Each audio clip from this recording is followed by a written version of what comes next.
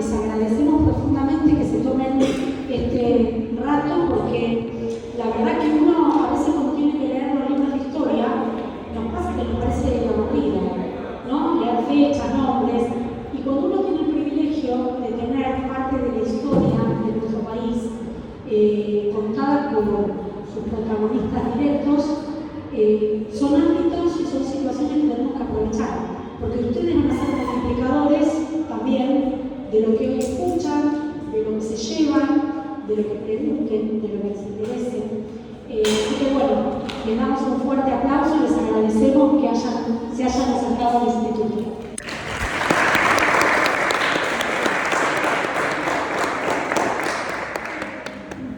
Hola chicos, buenos días. En realidad yo les doy un aplauso a ustedes porque son los receptores, son los que continúan, son los que van a tener en sus manos el destino de todos nosotros, los que quedemos metidos por allí y los que vengan atrás de ustedes, jovencitos, esperando lo que van a hacer cada uno de ustedes con esta patria en la cual nos ha tocado vivir. Nacer, crecer, amarla y si es lo posible desarrollarla. Mi nombre es Norma García Conde, soy tía de Mora y a mi familia le tocó ser atravesada por uno de los grandes dramas que ha sufrido nuestra patria. Hace ya 46 años casi, porque va a ser en julio, sufrimos la desaparición de mi hermano menor, llamado Juan Carlos García, quien en ese momento tenía 22 años. Sus 22 años eran plenos, hermosos. Estaba ya terminando el 4º año de medicina, un muchacho solidario. Sus actividades consistían en trabajar por la mañana, ir al hospital por la tarde, a veces a la inversa, según le tocara sus residencias, y organizar sábados de fútbol con sus amigos, actividades en barrios carencianos, a donde iba, como él decía, chao mami, me voy a despiojar, a vacunar, a averiguar, controlar los calendarios de vacunación, hacer apoyo escolar. Así eran sus sábados. De novio, con muebles, presto a casarse, en cuanto su ambición era terminar la carrera. Ese era su cuadro, vivía con nosotros, vivía con mis padres. Esa era la situación familiar. Yo estaba casada, acababa de tener a mi primer bebé. La desaparición forzada se produjo el 22 de julio de 1977. Mi bebé había nacido el 12 de mayo de 1977. Al mes tuve que operarlo de píloro, un problema que muchas veces suelen tener los bebés, más los varones. Y a los 2 meses, es decir, en julio, ocurre esto. Yo fundamentalmente quiero que sepan, me interesa que sepan el porqué de la recordación de todo esto, porque muchas veces la gente, el común de la gente, piensa que el tema de estas actividades por la memoria, por la verdad y por la justicia le competen solamente a la gente que atravesó las situaciones, a la gente que lo vivió, a los que quedamos, a los que quedamos dañados, perturbados. Sin embargo, esto les pertenece más a ustedes que a nosotros. Porque para quienes estamos tratando de fomentar la memoria es para ustedes. ¿Y por qué? Porque lo que queremos es que no les ocurra, que no ocurra nunca más a nadie. Porque el pasado sigue habiendo en este presente que aún tienen que cargar a ustedes que ni siquiera habían nacido, que ni siquiera habían nacido sus padres en muchos casos. Sigue abierto porque hay impunidades construidas que todavía no fueron sacadas.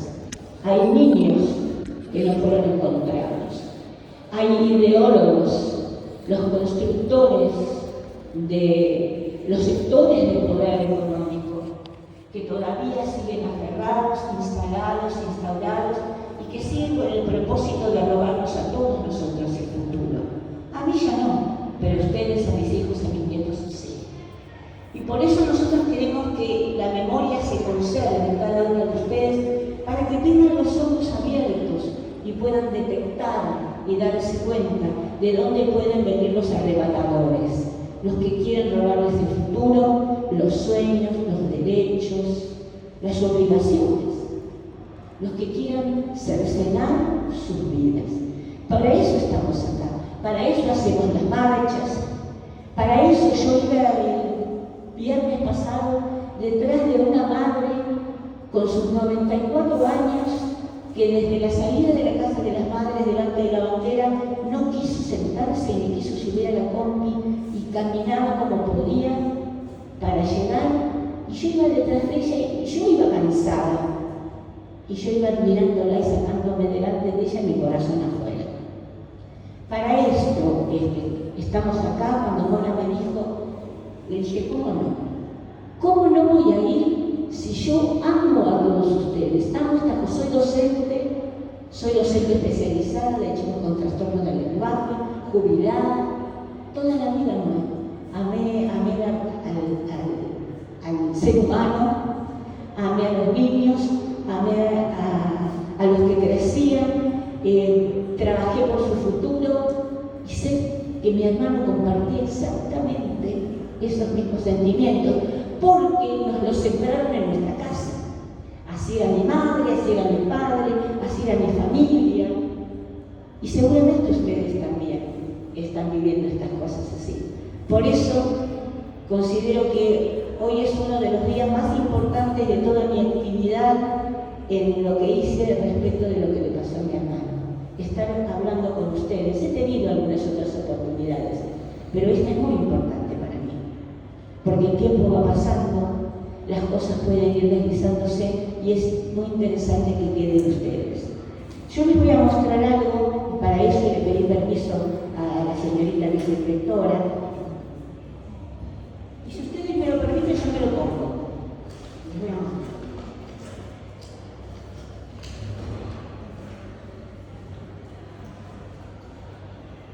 ¿Lo ven? Esta es la foto con la que, Mora, si querés, la mostrás, porque a lo mejor ese fondo no. Es la foto de mi hermano, sacada el día de mi casamiento. Esa era la pancarta que llevamos en las marchas, y es la foto que llevaba mi mamá acá colgada cuando iba a las marchas. Ella falleció en el año 20, no por la pandemia, falleció. Me la voy a poner, ¿les parece? ¿Puedo?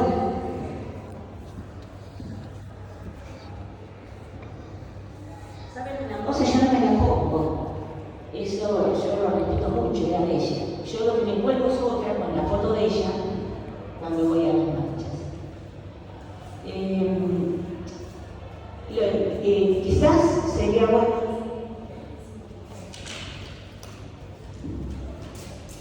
Sería bueno que ustedes a lo mejor le hagan alguna pregunta. Ustedes están todos en un colegio católico y ustedes saben que el Señor nos dice que por los frutos conoceremos a las personas y los resultados de las cosas. A veces hablar de dictadura se ha confundido y pensamos que tener que usar obligatoriamente un barbijo o que no nos dejen sentarnos en una cervecería en determinado momento de la historia del país o de la vida o de la humanidad, eso es dictadura. No, chicos, la dictadura es no poder hablar, es no poder hacer esto maravilloso que estamos haciendo hoy. La dictadura es que te pongan en la boca y adelante lo que tenés que decir. La dictadura es que estés en un colectivo y suban y te obliguen a entregar el documento, a bajar, a ponerte contra la pared. La dictadura implica muchas otras cosas más. Es no poder decidir bien o mal, quién te gobierne. Es no poder estudiar, es que te preparen los libros. La dictadura es, y he leído en estos últimos días un resumen de los frutos que dejó la dictadura. la pérdida laboral, la cantidad de la desindustrialización del país. ¿Por qué? Porque el propósito que le indilgaron a los militares, que en definitiva fueron los que mal o bien pasaron por un juicio o pasan por un juicio, ellos pusieron en la cara, ellos pusieron su propio sentido de deber, lo que ellos creían, la obediencia de vida. Ellos torturaron, mataron, robaron, hicieron cosas aberrantes a mujeres, a niños, a hombres, pero los que mandaban eran otros. Yo siempre digo, ¿no? Esto es como estamos en un teatro, nosotros somos el público y en el escenario se ven un montón de actores que hacen, deshacen, se matan, se desaparecen, gritan, gobiernan, se eligen, se ponen, se sacan, pero atrás, en el subsuelo, en los camerinos, están los que mandan. Muchas veces no les conocemos ni la cara, no sabemos ni quiénes son, pero son los que deciden el poder económico y lo que podemos tener y no tener. Si ustedes pueden tener un celular más nuevo o más viejo, si pueden ir a la facultad, no. Si tienen derecho a tenerlo, si pueden tener un auto renovado, si todavía a la clase social a la que pertenecen no les corresponde. Entonces, esas cosas de la historia son las que a lo mejor tienen que saber. Nos pasamos todavía estudiando la vida de San Martín, de Belgrano, maravillosos próceres a los cuales creemos que eran perfectos y que no tenían fallas humanas, gracias a Dios las tenían porque eran humanos. Y no estudiamos lo que recientemente nos está pasando y que nos va a dañar a nosotros y sus hijos, ustedes, a futuro. Ese día yo estaba en la casa de mi mamá, yo tenía mi propia casa, pero yo estaba dando mis últimos exámenes para recibirme de lo que les dije que era mi profesión. Mi bebé estaba con otitis, acababa de ser operado, y yo me instalé en la casa de mi mamá para poder estudiar y que ella me cuidara y no tener que sacarlo, llevarlo, ni hacer que mi mamá anduviera moviéndose para un lado ni para el otro. Mi padre, hace muchos años ya, trabajaba de noche en una gran fábrica de toallas que después cerró, en la importantísima fábrica de toallas de Sudamérica, pues la dictadura la cerró, se perdió. Él trabajaba como encargado mecánico del turno de noche hacía muchos años. No estaba en casa, así que estaba yo sentada en el living estudiando, mi mamá durmiendo en la cama de mi hermano con el bebé al lado, mi esposo y mi hermano durmiendo en la cama matrimonial de mi mamá. 2:30, 3 de la mañana, golpearon con culetazos, después nos enteramos todo el procedimiento que habían hecho en el edificio, habían evitado que entrara gente que llegaba con de trabajar algunos, otros que habían estado paseando su beba porque no se dormía, vieron que los padres hacemos cualquier cosa, salimos a dar una vuelta con el auto para que el chico se duerma, después llegamos a casa y lo acostamos. Bueno, todo un operativo, inventando gente, tapando ojos, tapando mirillas, con culacas, también supimos que habían estado por los techos, todo lo supimos después, no sabíamos nada. Golpearon a culetazos la puerta del departamento. Yo que estaba de espaldas, estudiando, me sorprendo, me levanto y a los gritos, mi mamá me dice, ¡ah, no! Mi mamá me dice, no te muevas, no te muevas. Entonces sale mi mamá y abre, empujan, entran, para contar. Revisan todo, se dan vuelta a la casa, se meten en lo que era la habitación. Primero preguntan los nombres, le ponen a mi marido una capucha, creyendo que era él, mi marido una 1,90 y pico, le ponen una capucha de cuero. ¿Quién es Juan Carlos García? ¿Quién es Juan Carlos García? Le sacan la capucha de cuero a mi marido, cuando se identifica se lo ponen a mi hermano y a mi marido le ponen un pañal de mi hijo, lo mismo que a mí, lo mismo que a mi mamá. Sacan, que había pañales tendidos porque en aquel entonces no teníamos que cantar los chicos.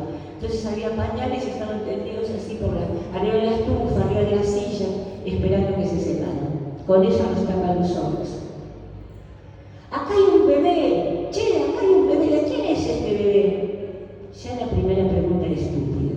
¿De quién podía ser ese bebé si mi mamá era una vieja? Mi marido era un hombre, mi hermano también, y la única mujer era yo.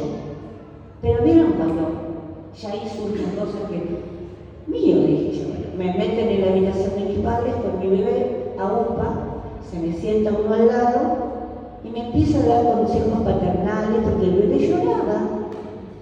Tenía el atrevimiento esa criatura de llorar a los gritos. Entonces me empieza a dar consejos de que le diera mamaderas de agua y de que no sé cuántas otras estupideces que me decía. Mientras tanto dieron vuelta a la habitación de mi hermano y de pronto dijeron, che, acá no hay nada, bueno, ven acá, llévate esta gente, llévate la otra. Se lo llevaron en pijamas, se llevaron un traje que era el que tenía en esa foto, porque él era el inspector de dermatología por la mañana, cuando había entrado en el mes de mayo, le habían averiguado hasta el ADN de mi abuelita para entrar en la municipalidad. Estaba haciendo, inspeccionaba en dermatología, había trabajado en la fábrica Surrey hasta que las exigencias de la asistencia al hospital no pudo trabajar más y ahí lo hicieron entrar un mayor del ejército argentino, padre de la novia de su amigo. Lo recomienda, entra a la municipalidad, el inspector de dermatología. Bueno, se llevan la documentación de él, dejan todo así. ¿Qué hace? Mi mamá gritaba, decía, pero ¿por qué se lo llevan? ¿A dónde lo van? Mañana vaya a la comisaría y ya se va a enterar. Bueno, chicos, esta fue la noche del terror. Comisarías, juzgados, tribunales, iglesias, imagínense todo. Deambular y días enteros, horas enteras, buscando respuesta, nada. No, nadie sabía nada de nada. Yo en la familia teníamos 2 o 3 tíos que pertenecían a la fuerza policial, teníamos gente conocida. Yo también había trabajado en Surrey mucho, el coronel Pelejero, fuimos a hablar con él, lo conocían, ¿no? Había estado desde los 17 años hasta los 21 ahí. Todo el mundo se iba a mover, todo el mundo iba a tocar, pero todo era intocable. Las células procedían sin que la de al lado supiera lo que estaba haciendo la otra, y si se equivocaban o no se equivocaban, no tenía nada que ver. A veces nos dicen, no son 30.000. Miren, ayer leía chicos que descubrieron entre los cadáveres que están los huesos que están exhumando, los de 2 personas que nadie había hecho la denuncia, porque hubo poblaciones enteras que desaparecieron, cordilleranas en el norte que desaparecieron, de los que nadie pudo hacer una denuncia. En la CONADEP, que fue la comisión que formó Alfonsín en 1985, a los 5 días de asumir, para que investigara, se presentaron 9.000 denuncias. Nosotros estuvimos. Ustedes no saben la cantidad de papeles que tuvimos que presentar, que certificaran. En aquel entonces, donde la fotocopia era difícil conseguir, donde había que hacer cola, donde no había WhatsApp, ni se podían enviar fotos, ni teníamos teléfonos celulares, todo era mano, todo era pata. La cantidad de papeles y cosas, unas carpetas así gordas para poder hacer la denuncia, la madre directa o la hermana acerca de un familiar. Las exigencias eran muchísimas. Es lógico, se entiende, tenían que conocer que la cosa era verdadera, lo comprendíamos. La cantidad de gente que quedaba afuera sin poder establecer la denuncia era incontable. La gente que terminaba llorando a los alrededores de los lugares porque le faltaba el papelito para sembrar el arbolito era incontable. La gente que se llevaron familias, yo en un momento le mandé a Mora, le mandé la grabación de una radio de un muchacho de Gata, la desaparición entera de un grupo familiar. No quedaba nadie. No se sabe, en realidad, decimos 30.000, no sabemos si son más, menos, el número es simbólico, pero si 9.000 después de semejante cantidad de papelería, trámites y presentaciones, y dar la cara, quedaron 9.000. Imagínense lo que podría ser si la gente no hubiera estado aterrada. Hubo familias enteras que se pasaron por las fronteras para poder emigrar. Enteras. Entonces, cuando alguien comenta o dice que si eran 30.000, que si eran 9.000, en realidad no importa. Lo que importa son los hechos. Es lo que hicieron, es la aberración que hicieron. Es agarrar una vida latente y pujante y meterle un hierro caliente por la vagina para llegarle hasta el útero y encapucharla y meterle a hacerle submarino. Es lo aberrante de la falta de respeto a la vida y al ser humano. Es lo contrario a lo que Jesús nos enseñó, que dice amar a tu prójimo como a ti mismo, y se olvidaron que dice la palabra que la sangre de tu hermano clama a mí desde la tierra, y de eso Dios no se va a olvidar. Y de eso Dios nunca se va a olvidar. Entonces, yo lo único que quiero dejarles a ustedes en este momento es el relato de algo vivido, verdadero, verídico. Pueden hacerme preguntas, lo que quieran. El resultado de la nada, y el hecho de que no permitan que las cosas se las transformen en la cabeza. No permitan, porque el propósito está en eso. El propósito es construir diferentes cosas. ¿Para qué? Para apoderarse de ustedes, para apoderarse de lo que les corresponde, para apoderarse del derecho que tienen a las cosas, a la vida, porque Dios nos lo dio.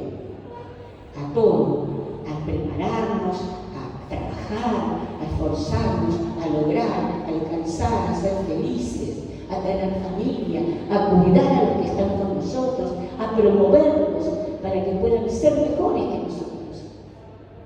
Entonces nos pretenden enredarnos en un montón de cuestiones, involucrarnos en un montón de cosas que llevan a la nada y que llevan a la destrucción y al entontecimiento de las mentes de los jóvenes, que pasan la vida y no ven y no se enteran. Miren, hace poquitos días, perdón, ¿puedo seguir?